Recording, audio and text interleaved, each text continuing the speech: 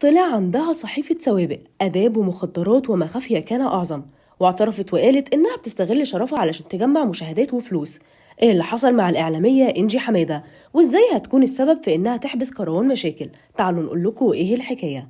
مين فينا ما شافش الفيديو الأعلى مشاهدات في الفترة الأخيرة لكروان مشاكل وإنجي حمادة من المطبخ، واللي أثار غضب كتير بسبب إنه مخالف للعادات والتقاليد اللي كلنا عارفينها. ونوع المحتوى ده عمره ما دخل البيوت المصرية بالشكل ده قبل كده.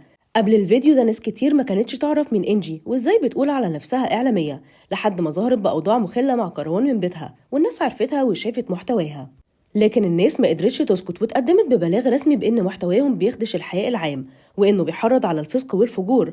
وعلى طول الأجهزة الأمنية ألقت القبض على إنجي حمادة، وكان معاها موبايل في كل مقاطع الفيديو الخاصة بيها والكاميرا وستاند التصوير اللي كانت بتستعملهم. ولما تم مواجهتها اعترفت وقالت إنها كانت بتعمل كل ده علشان خاطر تحقق أرباح من نسب المشاهدات العالية. وكانت المفاجأة إن إنجي طلع عندها صحيفة سوابق فيها تهم وأحكام من كل شكل ونوع. ومبدئيا طلع اسمها الحقيقي سماح مصطفى عبد الفتاح، من مواليد 1975 من سكان مدينتي. كانت متجوزة من شاب أصغر منها في السن وعايشة في التجمع الخامس. وصدر ضدها في الوقت قضايا آداب عامة ومخدرات. ومش بس كده، ده كمان عندها قضية اعتداء على موظفة في السيدة زينب، وقضية سرقة تيار كهربائي في رود الفرج.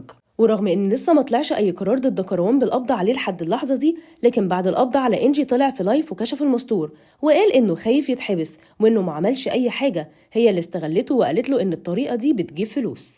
والفيديو اللي اتصور في المطبخ ده هي كمان اللي صورته، وهو ما كانش يعرف. هو عايز يعيش حياته ويصرف على نفسه وملهوش دعوه باي مشاكل، واستنجد بالجمهور علشان يلحقوه ويقفوا جنبه. دلوقتي جه دوركم تقولوا لنا، شايفين كروان المفروض يتحاسب زي انجي ولا هي اللي كانت السبب في نشر المحتوى ده؟ شاركونا رأيكم في الكومنتات.